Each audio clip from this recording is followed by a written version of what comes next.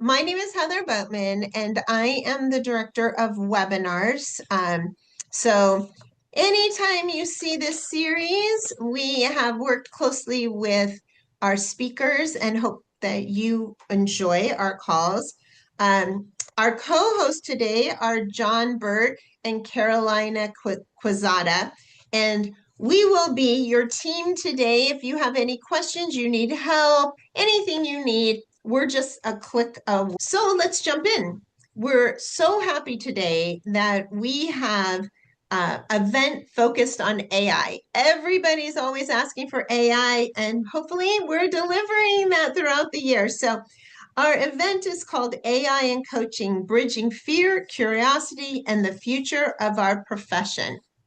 And we will be joined by Dr. Sheila. So let's jump in. So let me tell you a bit about Sheila. So Dr. Sheila Boysen-Rotelli, she's an MCC, an executive coach and researcher exploring how AI can enhance leadership development and the impact of coaching. Her work examines coach perceptions of AI, ethical human AI partnership, and the use of AI-enabled tools to deepen reflection and accelerate insight. She integrates her research into scalable coaching programs that help leaders navigate complexity with clarity and humanity. Welcome, Sheila. Thank you so much. Let me get my slide shared here. Are we seeing that okay? Beautiful. Well, I absolutely love that I get to hang out with our West Coast and even some that are enjoying Hawaii right now.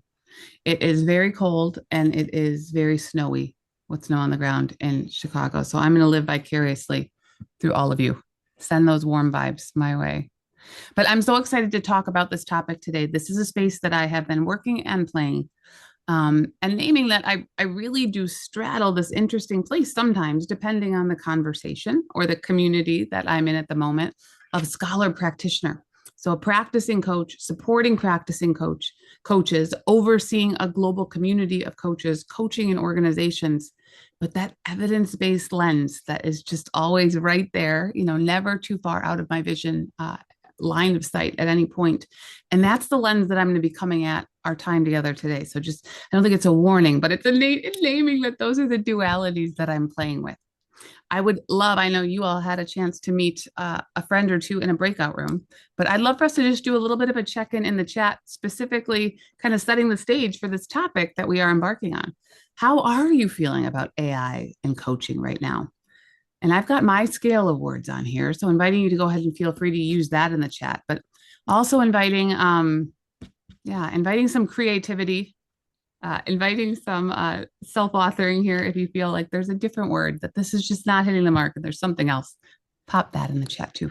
Let's just get a little bit of a temperature check of where the room is at. There is no right or wrong answer.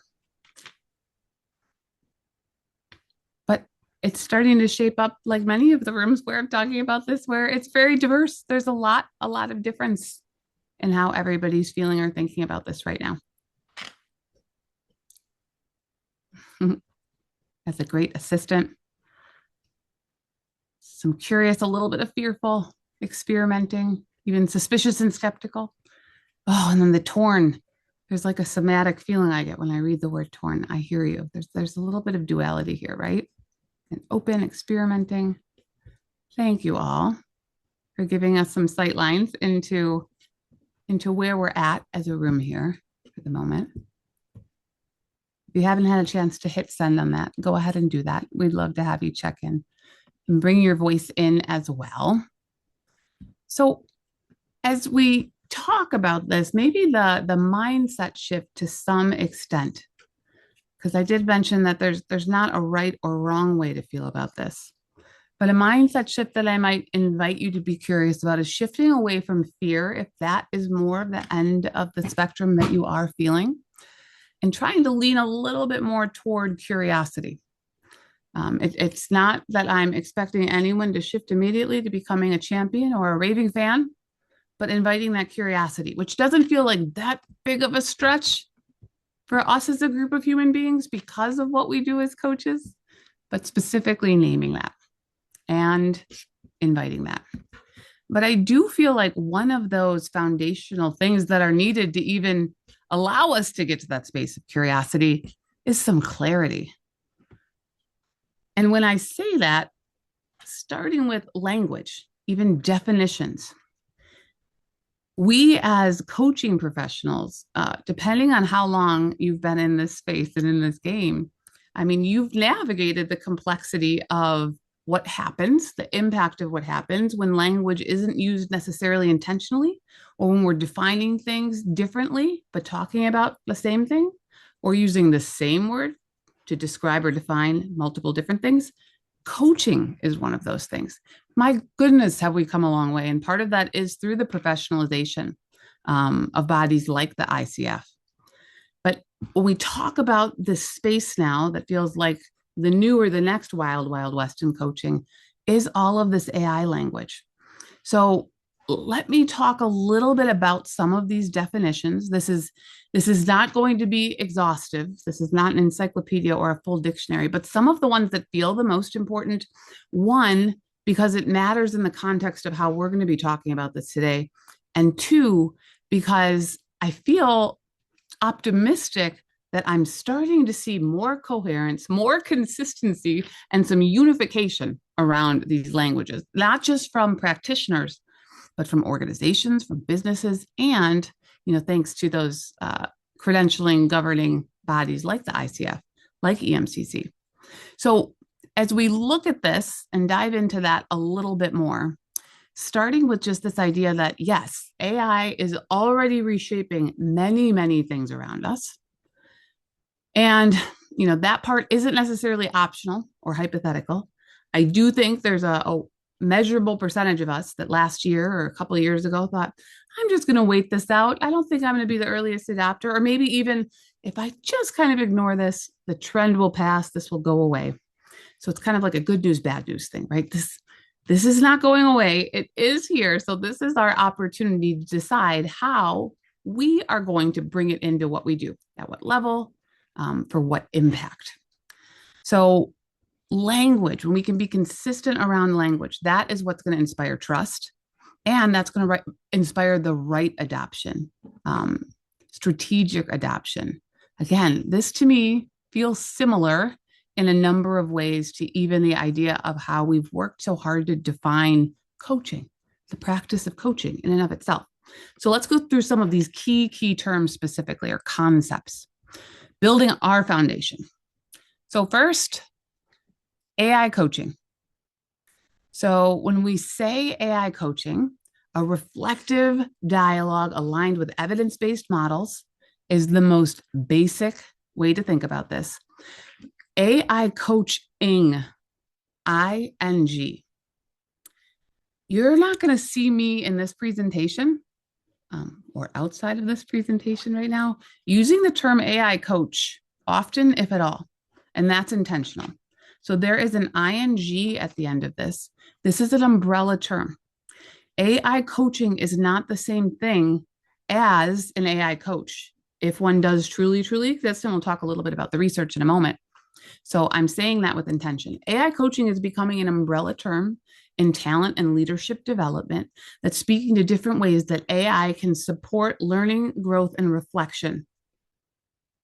Now, if we look at an AI assistant, this is a little bit more specific of a use case, but usually when the AI assistant terminology is used, it means that it's kind of plugging a bit more into our flow of work.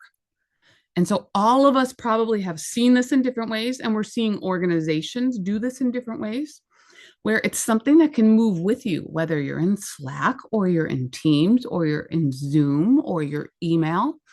Maybe one of the closest things you can kind of get to that right now that is a little bit more broad in our ecosystem would be like Microsoft Copilot, if anyone's used to that.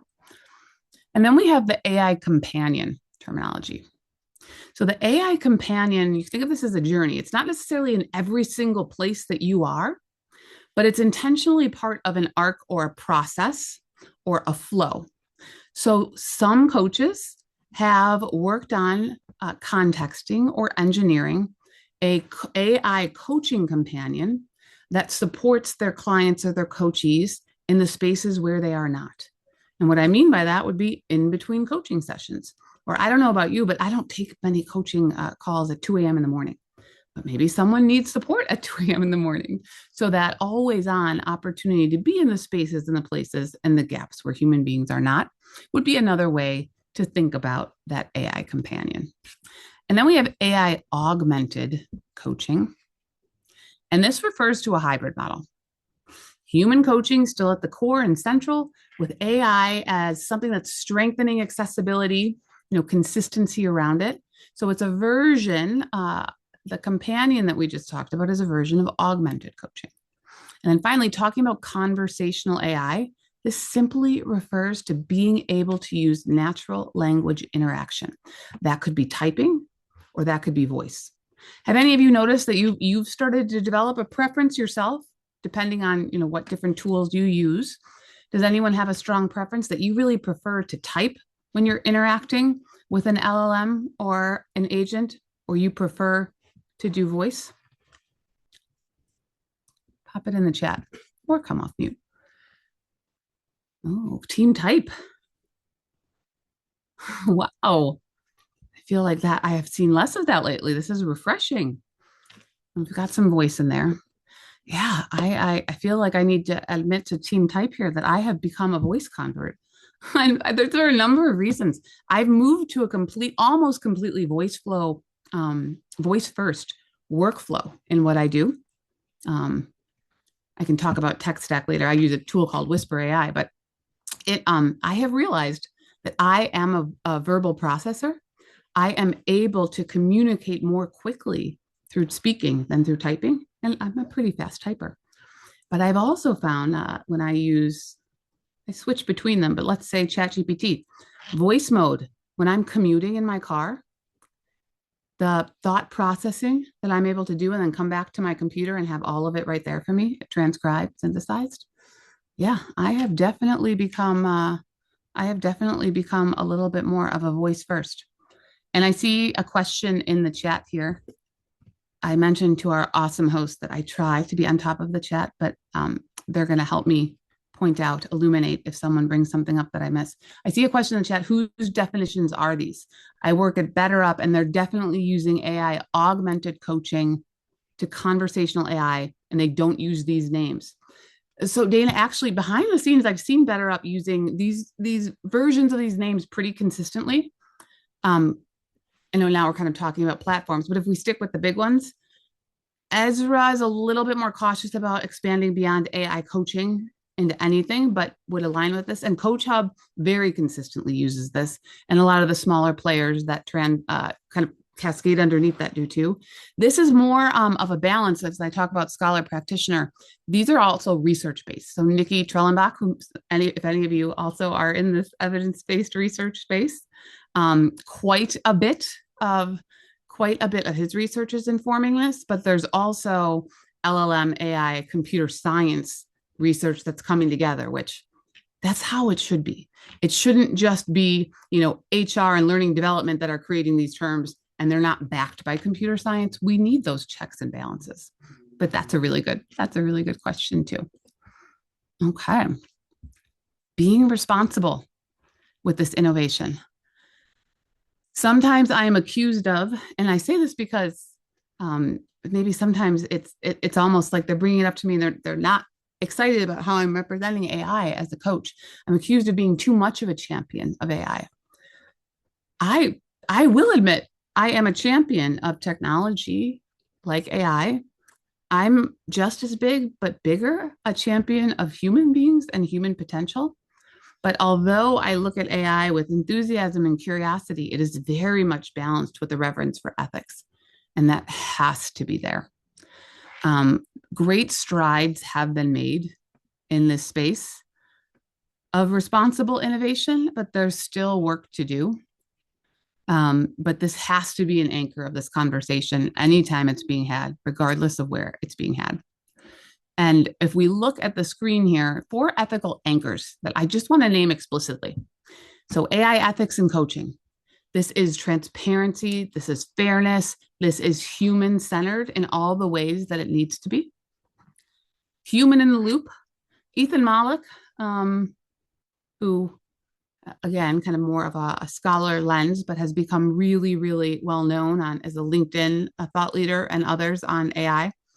He's often credited with coining the term human in the loop. I think he made it famous, but it was actually other researchers who have used that a long time ago first. But what we mean by this is human oversight. So no matter how amazing autonomous AI becomes, so we hear the term agentic or agents, no matter how autonomous it becomes, which could be valuable, making sure we're continuing to assess what's the right level and how are we keeping the human in that loop, maintaining psychological safety, and then data privacy and security. I'm going to go a little bit deeper into these. I know this is not the most sexy and exciting part of AI to talk about, but it's tremendously important in general, and it is paramount in importance when we're talking about the work that we do in coaching. So, what is one of the biggest values here, but also the priorities around ethics and guidelines are how quickly these types of things can scale and how these systems can scale. So, with ethics in place, that allows us to move and talk about scale. The terminology, someone mentioned better up in the chat here, the terminology that really has become somewhat enduring is democratized coaching. It's not a new term. Many of us who have been playing in this space and maybe have been part of coaching benches like Better Up and others, we've heard democratization of coaching for a long time. Digital coaching, which AI is a subset of, digital coaching has been around for a long time. The idea that we can deliver coaching through technology, how we're all in this meeting right now, Zoom, that's digital. AI is a different layer or subset underneath that. Digital coaching allowed for scale, right? You didn't have to be actually in a room, in a chair across from someone else in person, although that still is coaching that's done, but it has expanded to be able to be reaching further than that, democratizing it. And we're hearing a lot more now about democratizing coaching in a different lens of how can AI coaching bring more coaching to more people, bring coaching to individuals who otherwise would not be able to receive coaching. For example, we know that the lower in an organization, the lower levels of leader, the less likely they are to be afforded the support system of coaching. So that's an example of it. But we know that there's this opportunity for scaling, not ignoring that. But how do we get that right? So technology enablers, looking at how this can help, just the fact that we have LLMs, large language models. So what some of the most well-known platforms that probably many of us are aware of, like Claude, like OpenAI's ChatGPT, yes. Allowing for goal setting and tracking, so maybe greater opportunities for supportive accountability, which sits squarely in our competencies. Behavioral analytics. So how can we actually, as coaches, has anyone ever had to talk about, well, what's the value? What's the ROI of this whole coaching thing? Probably many of us have. Tools like this might unlock an opportunity to do that storytelling with data, what we already know that we are doing and delivering as coaching, and bringing it into the analytics, and then creating these scalable ecosystems. I do see, thank you, Michelle. She was helping me remember Ethan Mollick's book that I couldn't, Co-Intelligence. Michelle put that in the chat. Thank you. That was the first book that he wrote. And you'll see human in the loop terminology right in there. So if we talk about these ethical frameworks and standards, the things that need to be in place. So for some of these big coaching companies that have large benches of coaches and now actually have large ecosystems of technology, digital and AI support, this framework is really one of the first things that have allowed them to have something to scaffold this around. This was first developed in 2024. It is the first time, because it's the first time we've ever needed it as a profession, we've had something like this. It's going to continue to evolve. It needs to, because of how quickly the technology is evolving. But let's just dive into this a little bit of what even we're talking about. So the ICF AI coaching standards is what I am referring to. You can find it on the ICF website. Maybe some of us in the room are even part of the The groups of people are the subgroups of individuals that were supporting the creation and the iteration of this before it was first launched. But it helps to establish that legitimacy in the same way that the ICF, through core competencies and their own standards of coaching, help to establish clarity, consistency, and legitimacy. So this gives us something to point to as solo practitioners, as practitioners within organizations, as practitioners that are part of coaching organizations, which we've already seen mentioned a number of times here in the chat. And so it is actually anchored to the similar domains of the core competencies. So we have foundation, co-creating relationship, communicating effectively, cultivating growth, and then two additional ones that are beyond what we see as the domain categories of the ICF coaching core competencies, which are assurance and testing and technical safety. So if we're looking at the foundation, this is including things like ethics, transparency, role clarity, bias monitoring, and maintaining that coaching lens, that coaching stance, that coaching mindset. In other words, what's key here is that people should always know when AI is involved. What role is it playing? What is it doing? What is it not doing? Transparency. Co-creating the relationship. This is about explicit agreements and that psychological safety. So clear boundaries. Bringing AI in does not remove the need for contracting and agreement setting. In many ways, it actually makes it more important. Communicating effectively, just because something is automated doesn't mean it gets a free pass on quality. So that's an important thing to remember. Reflective questioning, building awareness. How are these tools supporting something like that?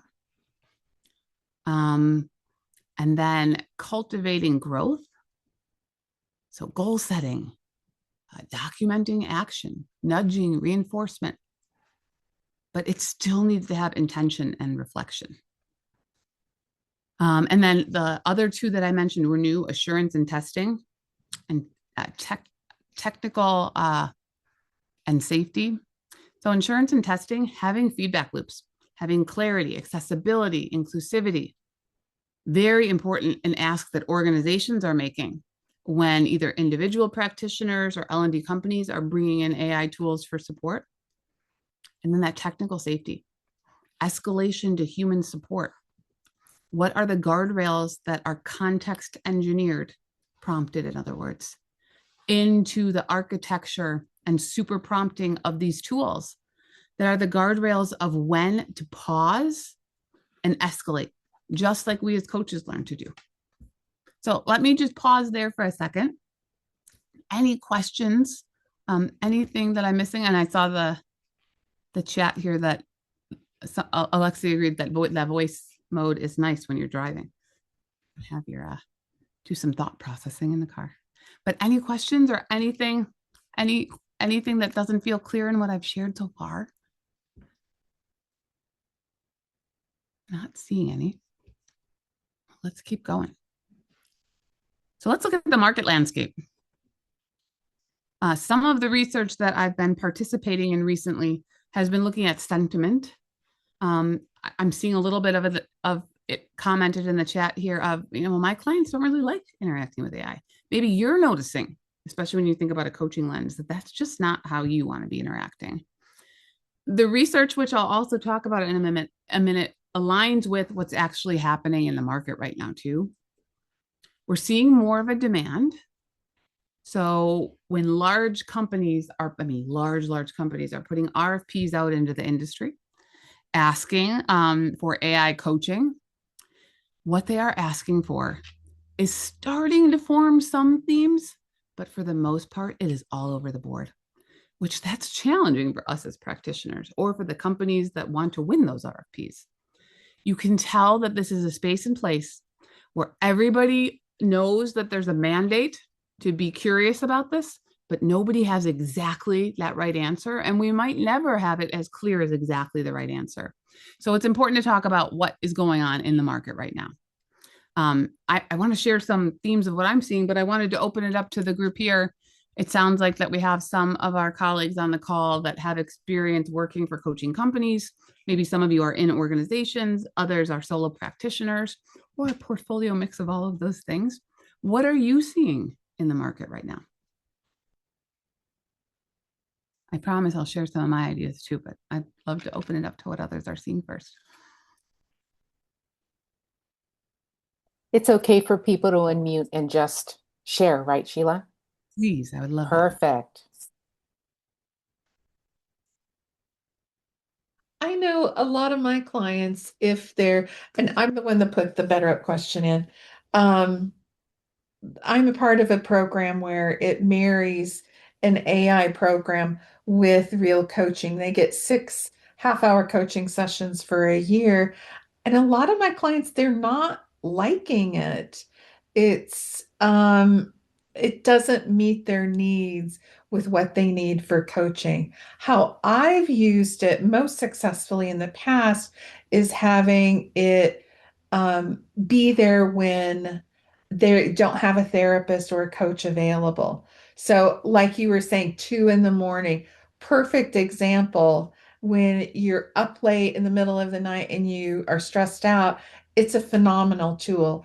Or a client of mine where she's so busy, she is, considering leaving her marriage. She's got 2 little kids, she's got this big job, and Yeah. the only time she has for therapy, so to speak, is on her commute home, and she's talking to it in the car. And that can really help her regain some uh, equilibrium for her there too. So I really see it as a tool. At least the people that I'm using, they use it as a tool in their emails, in their daily life, planning vacations, even things like that. But what I'm seeing with BetterUp, they want us to really lean on it like 100%. And a lot of my clients they're not there yet. And they don't seem to want to go there. They really need some more empathy, some listening, and some more customization for where their next step is, or some more. They really want authentic connection. And AI doesn't have connection. It can even name itself. It can sound like it has connection, but we all still know it's just, some programming out there someplace. Thanks for sharing that, Dana. I saw some head nodding from our other colleagues that are on video here as you shared that. Any other experience? And one more share before I dive into some of the things that I'm noticing that probably isn't going to surprise anyone dramatically.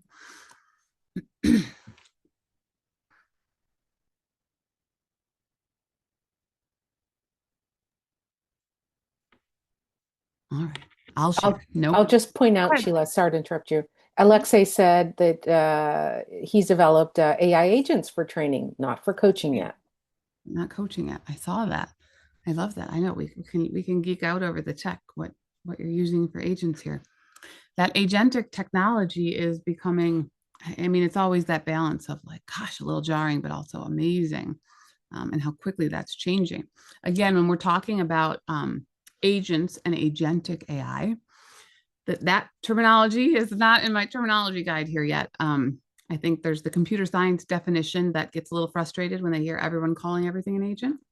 But agentic AI, the idea is more autonomous, which maybe that human in the loop becomes a really important thing to be thinking about. How are we keeping that level of engagement and oversight in?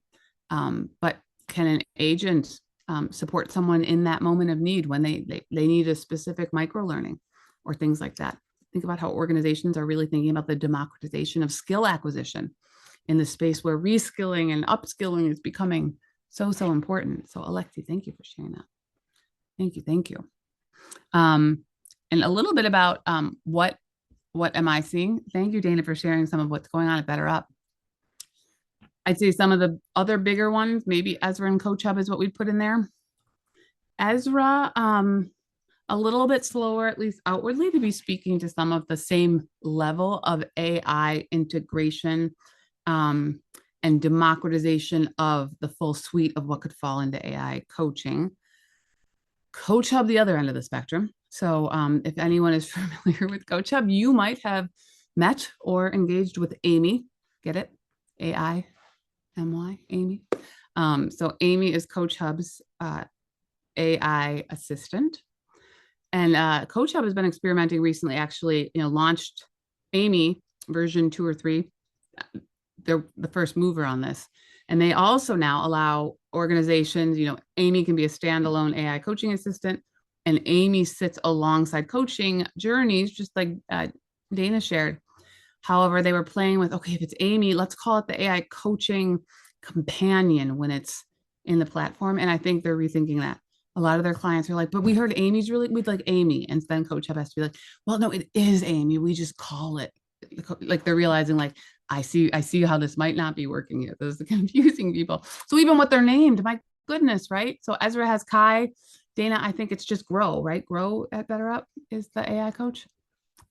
No, the program that I'm in, it's called Manage, and it does there's 12 different programs they can choose from to train on skills. And so they tried first doing it without real life coaches, and that really wasn't working. And I was part of the pilot program, and it was just a mess. Nobody knew what was going on. And now it's a lot of my clients, they just don't engage the AI part of it because they, it's not as helpful for them. They really want more connection. Right, to tell that story of value. And as BetterUp has gotten so much bigger and how many coaches are sitting there, that communication of helping the coaches understand what the value proposition is and how to support it. At the event I was just at with BetterUp, they announced, and maybe they're testing it or it's not fully rolled out yet, that they are not going to name it a name. It's not Kai. It's not Amy. Yeah, but they haven't named it yet. Just Grow, like our Grow. That's part of a different program that, they're trying to ramp up, but it's still really slow in getting going with it. Yeah. And well, even it's hard to even describe, like, well, what are we calling it? It's harder to make the market take off with it. ASAP, I don't know if anyone here is connected to ASAP. They're one to watch. Started small, but oh my gosh, is he doing cool things? Ally, ALLY is its name. And then Optify just launched Maya, MY AI, my AI. I thought that was super creative, actually. Props there. But this test that we're hearing from Dana and others around what is that augmented model? What does make sense for democratized standalone? And what is the in-between that gets traction and support? Which might actually, I don't know, be a good pivot here for us to some extent to talk a little bit about what does the research tell us? And then let's talk about some real practical things that we can use. So what the research tells us is balanced, and I think it's interesting, and it might feel a tiny bit scary, but hear me out. So if I slow us down and talk a little bit intentionally and carefully about the research, because this is where language ethics and credibility really starts to matter and have meaning in marketing conversations and sales conversations. But research doesn't move at the speed of product development. Let me say that again. Research doesn't move at the speed of product development. So what is the impact of that? It might be some of exactly what you all are feeling and even naming in this conversation. The speed to market is important, but if we can match that up with the evidence base and the research, that's going to really be powerful and impactful. If we look at what the state of the research landscape is, this should feel a little bit sobering. The very first comprehensive literature review of AI coaching studies was published last year, the second half of last year, digging through everything that has been published that's peer reviewed. I mean, if you were trying to name how many peer reviewed research studies there are on like leadership or executive leadership, there's no way we could possibly get through all of that in a lifetime. How many peer reviewed empirical studies do you think was part of this fully comprehensive, reviewed it all, literature review at the end of last year? How many studies? Any guesses?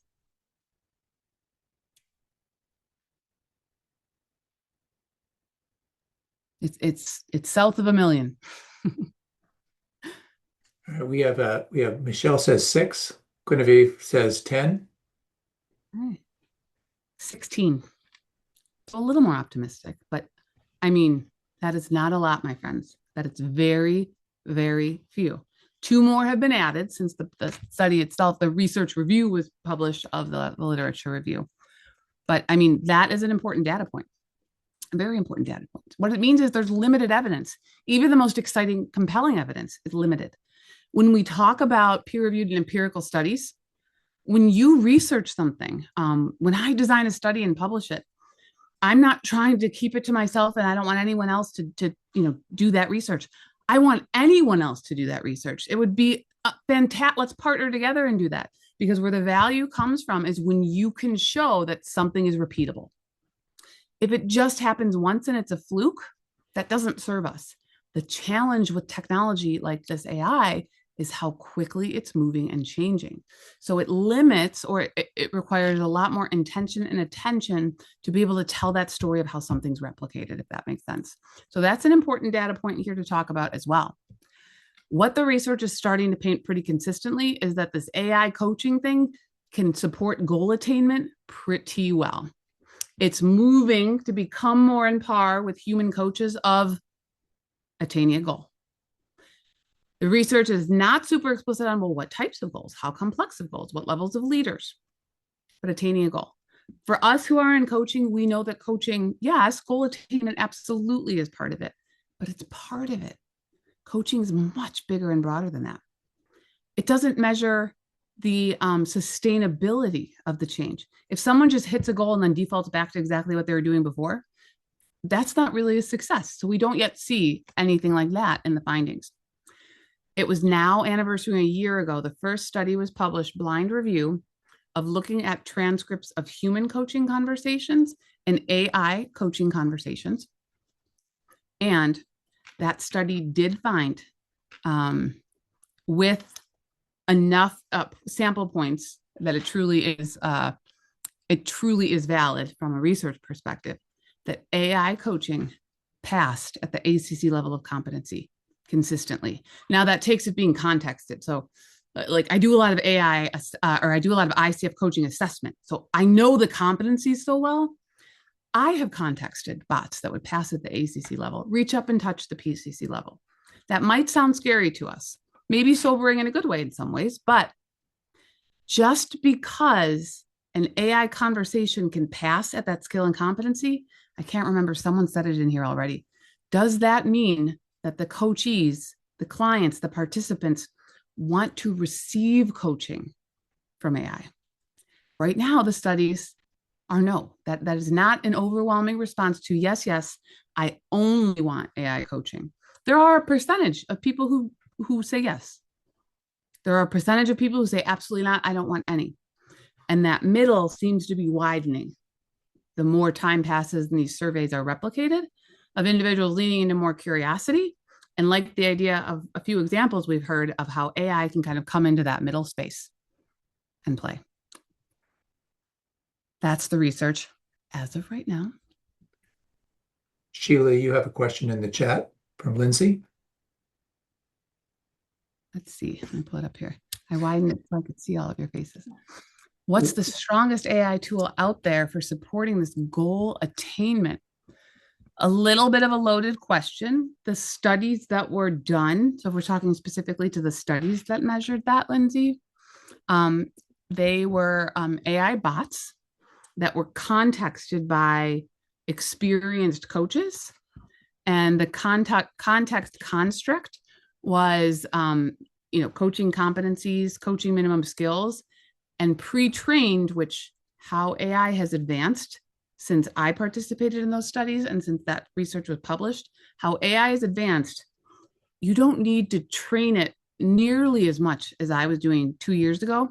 The amount of evaluated coaching transcripts that I would have to feed a bot as training material to get it to perform even at the ACC level of competency, I mean, massive amounts. Far less is needed to get a bot. So it's usually an LLM, Lindsay, that is trained on the context and with the context and prompt engineering so that it performs as a coach. Does that make sense when I say what tool? Now, when we say which one's the best at this, there are a lot of tools in AIs that are marketed as coaches. Again, you're not hearing me use that term as we started with. So we've heard the example of Grow It, Better Up, Amy, Kai, Allie, all of these. Valence has Nadia. They have learned because of what I'm sharing with you that many human beings don't want to be in a 45-minute conversation with the robot in the same way that they are willing to lean into a 45-minute conversation with you. But they absolutely love being in a 7-minute conversation and something that helps them solve a problem really quick or learn something new. So which tool is the best? It's probably the ones that are created by the best coaches.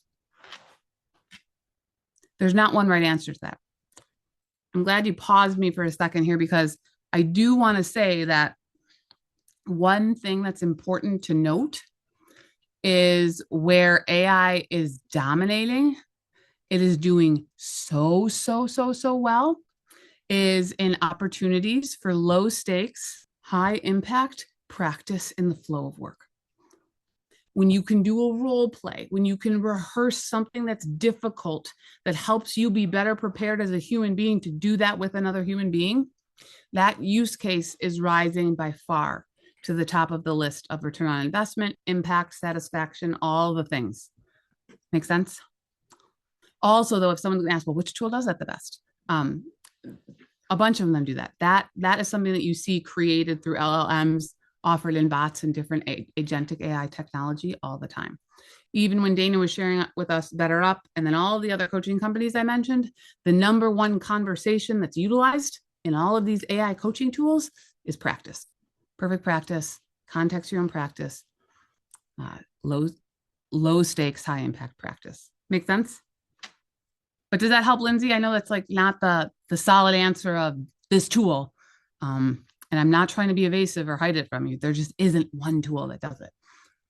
Yeah, so appreciate that. Thank you. Thanks kindly. You got it. So let's talk about us as coaches and how are we using AI? I do support coaches and train them in how they could think about contexting their own AI bot agent coaching conversation. It could be something that replicates a portion of their approach or something that they do in synergy with their human coaching. We're not quite going to go into that level with our time today, but that is a space to play if that interests you. And it is a fun rabbit hole to go down. But let's talk a little bit more about applications of AI in coaching. So how can AI support you and your clients, but support you as a coach? Okay, so what does it actually mean to be AI ready? First, I want to remind us that our biggest skill that we should not forget about or displace or diminish is our human in the lead intelligence. AI assists thinking. Humans need to retain meaning, and we don't just let the tools decide. That's what it comes down to. It's 3 simple principles to anchor you in as I start to talk about how I think are some great ways for us to use these tools as coaches. But what do we maintain as the human advantage? I think the mindset of, well, AI can't do anything as well as I do. This is garbage. I would challenge our thinking on that. You might be limiting yourself and you're not fully aware then of what AI is capable of. There are many things that AI is way better at than me. I think one of my favorite parts of that is it tends to be the things I don't like to do. That works out pretty well. So I rather have the AI do those things that it's better at that I don't like to do. And that frees up my time to do the things that I love to do that I am better at. But assessing that balance and being able to analyze that and be accurate about that is tremendously important. So attunement, when I say that as an anchor, presence, embodied. I've actually been very careful. I try to use this word intentionally and consistently. Embodied presence. I don't mean to disappoint anyone if they want to get into a debate about, does AI have presence? Connect with me on LinkedIn. We'll chat. We'll have coffee. We'll have lots of wine. But embodied presence, when I say that, that is uniquely human. And for those of us who are human, connecting with other humans through embodied presence, tremendously important. Sense making. So how we interpret complexity, how we can hold contradictions. AI can't necessarily do that. It can't assign meaning to something because it's not able to actually have lived experience to do that. AI can surface patterns. It's one of the things that it's going to be better at than me. It doesn't matter if I have one coachees or if I'm supporting 20 people. If I'm doing that for 3 months or 6 months, there's only so much information I can retain, and there's only so much accurate pattern making that I can do. AI can find those patterns really, really well. Translation, and not language translation, AI does that pretty well. But insight into shared understanding and shared meaning, that is huge. And then relational precision, responding to people with nuance. Responding to people with nuance. AI is terrible at that. We definitely continue to win there. So what are some practical workflows? First off, anytime I am talking to a room of more than one human being, I know we are all at different levels of our AI competency, our AI fluency, right? Our AI literacy, whatever level we're at. For some of us, this is going to feel like affirming things you already know. And for others, this might be slightly new information. So just naming that. Feel free to grab a screenshot of this prompt. I'll offer you guys an opportunity to pop your email in at the end here, and you can, I'll send you the slides along with a few other things. But I'm just going to try to put this, I'm going to put this in the chat here so you have it. There are 10 million different versions of what the perfect prompt is.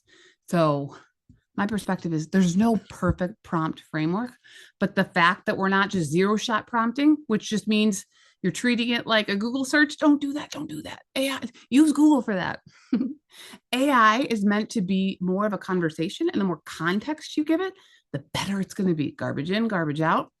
There's 10 million. If you already have a framework you love, use that one. Share it in the chat with everyone else. Share the wealth. But a simple one that I like to use is the 3 R's.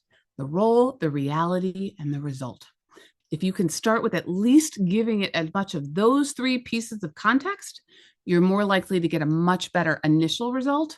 But it's meant to be conversational AI. It's meant to be back and forth and iterate. Here's an example of how you could use this 3R framework that I'm mentioning. So the role, take the perspective of someone who clarifies how potential clients decide to engage in coaching. The reality, you need to tell it.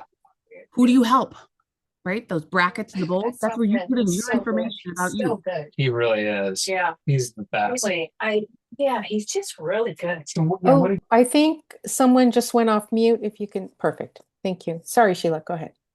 Oh, it sounded like an interesting conversation. But those brackets in that bold, that's where you can put in there your context about you. And then the results. Don't make the AI guess, and then you get frustrated that it's not giving you what you want. Tell it what you need. Tell it what the format is, what you do want, what you don't want. It's going to increase the value of what it's giving you. And then this idea of making sure that you use it. I can tell I like the alliteration of 3 R's here. Reflect, refine, and reclaim. So this additional framework invites us into thinking about how are we able to use AI to reflect? Some of you shared use cases of how you're seeing your clients or individuals who are engaging with AI either in between or in addition to coaching sessions are using it to reflect. So first begin with your own insight and then use it to iterate, to expand, refine. AI is fantastic at synthesizing things, taking complex things and making them simple. Use that for your business, for your own thinking, and then reclaim. Never outsource the judgment. Outsource the things you don't want to do that AI is better at, but don't outsource that final judgment. So when we talk about a source to signal, one of the things that I encourage you to do is understand what has to be true before saying yes. So use this to actually role play with the AI if you have a new client or maybe an organizational or company deal that you're pitching, allowing you to step into that perspective of iterating, right? What is it that is most important to them? How AI can help you to practice stepping into someone else's shoes. AI as a mirror, not a megaphone. When I say AI as a mirror and not a megaphone, this idea is that it's usually not going to come up with something brilliant that is completely outside of the context of yourself. But when you're working with it, and the more that you are allowing it to understand who you are, what's important to you, what you need, it's going to start mirroring things back to you in a way that helps you to be even more consistent, clear, and crisp. I'll come back to this in a minute if we have some time, but I just want to give us some specific use cases. And Sheila, before you move forward, sorry about that. I think Dana really wanted to comment or ask about one of the slides you just, Dana, your hand is raised. Yeah. I think it's 3 slides back now. Let's see. Which one was it? Before this one, before the one before this one. There it is. Yeah. Oops. Where'd you go? Now I can't see you. There we go. Okay. I love this the reality, the context. I help who and the outcome, work through the offer. And 2, I'm finding like I use ChatGPT when I'm logged in sometimes, and I'll use it logged out. It's very interesting. It does not stretch me. I don't like the answers as much if I'm logged in. If I want a more objective opinion, I like it when I'm logged out, and it gives me better feedback. Because otherwise it's too much like me. It totally is mirroring me too much. It's not stretching me to grow in any way. And I'm just like, oh, this isn't helpful. I find that very interesting. There's a duality to that. And it's hard to say super specifically because it's going to depend on which tool you're using. So I know you're talking about OpenAI, ChatGPT. Yeah. And then I've used Claude, and then there's some other ones that I've used too. Depends on what I'm doing. Claude is the best at. So what this has to do with is its memory, which all of these tools currently are leapfrogging each other and competing over who has the best architecture for memory. And what the best ones are doing, and all the big ones are doing, is they're giving you as the user more control. So when you have a paid account, that is key and important. When you have a paid account, usually there's some opportunity, it's going to call it something different, where you can actually support the creation or the editing of its memory of you. And when I say memory of you, it could be important facts about your role, your context, that's going to help it make it more context relevant.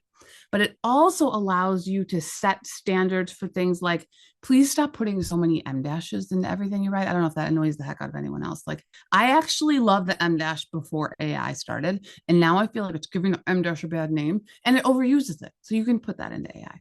You can give context. I've told it, stop, forget everything I told you before. Do this, and it won't forget.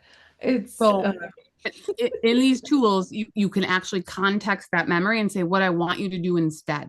Enter into chats where you turn off the memory. So if you're doing something really specific or new or unique or creative, you're not going to want it to pull from all these things that it already thinks it already knows. You want it to be in that place of like completely new rebirth of coming from, which you can do with logging out, but then it's not going to save that if you want to go back to that and use it for something else. Yeah, it's okay. Usually I'll either use it or right then. Claude is the absolute best at this. So this is the new one that everyone's like, how is Claude doing this? It's a proprietary memory system. It's built itself.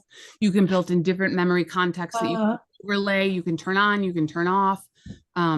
Super, super cool. But when we talk about agentic AI and coaching AI, One of the reasons that actually Better Up, I give major props to, they invested a nauseating amount of money in their first AI coaching tool. They don't talk about this a lot. 2 years ago, they scrapped it. They had to make, I mean, that had to be the hardest decision. They were thinking, oh my gosh, we're ahead of the game. Nobody else is doing this. We've invested all this money and this time. We are going to win. It did not meet the quality standards. They scrapped it and started over. It would be interesting to see now, though, if we had the memory technology, the longitudinal and short-term memory technology that exists organically in all these systems now, if it actually would have been a better tool. But it allowed them to not keep moving forward at the wrong speed and start moving forward in the right direction at the right speed. But the memory piece is an important thing just for us to think about, especially for some of these things that I have on the screen here, and talking about these actual use cases for everyone. And I want everyone to have the opportunity to think about real use cases that are going to help you, but are still human-centered. So pre-session orientation. AI can help your clients to reflect before coming into a session with you of, what has been going on since the last conversation? What is the most important thing for me to focus on? Of course you could do that. You don't need AI to do that. But in actually using this in my practice and experimenting, expanding this to the coaches I support, it's amazing how that gives you a head start to moving into the impact of a session where you might be spending a lot of time doing those things. Should AI do that? It's not necessarily a should or shouldn't, but is there a value for that? The cognitive unloading. We talked about in the middle of the night, if someone can't sleep, being able to just, say it to their AI, to be able to go back and forth and think through something out loud on a commute.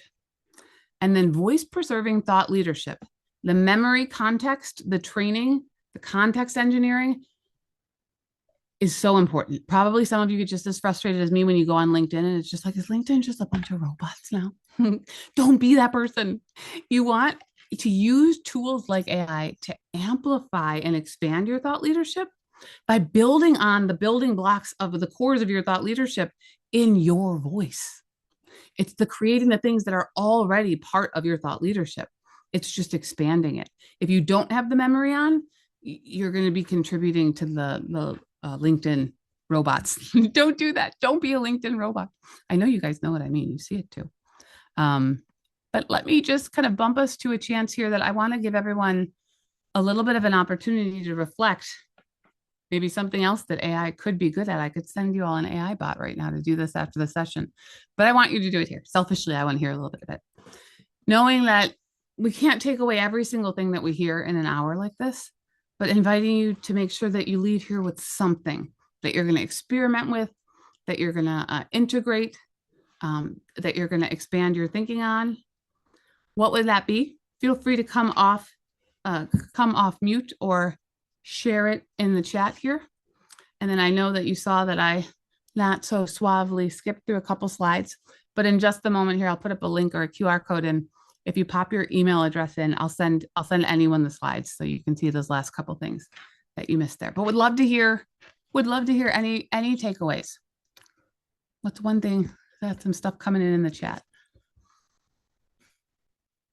In the M dash, I know, John. And Jason thought, yeah, tell ChatGPT that. Project Hubs, GenSpark is part of my tech stack. GenSpark's a little bit more of an agentic tool, you guys. Very cool. But ChatGPT and Copilot, Claude, they all have some version of it. But ChatGPT's projects, where now it helps you to organize the work you're doing, it is pretty cool. Do you have any recommendations where to learn and utilize AI tools and helping the coach in their practices and practical how-tos? So I'll just pop this QR code up for you guys because I'm going to turn it back to our gracious, amazing chapter hosts here in 1 second. And it would probably help, Heather, I'll put the link in the chat here too, in case, I don't know, your phone misbehaves on QR codes, which mine does sometimes too. But what I can do is, if you guys go ahead and pop your email address and your name in here, I'll send you the slides. I'll send you my top 10. I actually just updated them last night. They get updated often. My top 10 AI amplified coaching prompts. So that kind of does answer your question about what are some ways to start practicing different things that are going to help you in the flow of your work. So I'll send you 10 options that do exactly that. They're prompts that I use consistently, but the invitation is always to make sure you are editing them, playing with them. You have full right to do that once I send them to you to make them even more beneficial to you. And then if you think it would be helpful, I did just launch an AI ready coach system. So it's a learning opportunity to build your own tech stack, your tools and your processes that are AI amplified and AI enabled. So depending on when you ask that question, what would be most helpful, that is another option. And I just mentioned, I'll put the link in the chat in case the QR code isn't working for anyone. Happy to answer any questions or anything that's coming up, but I wanted to make sure we had plenty of time for our gracious host, ICF LA, to help us close out our time together here.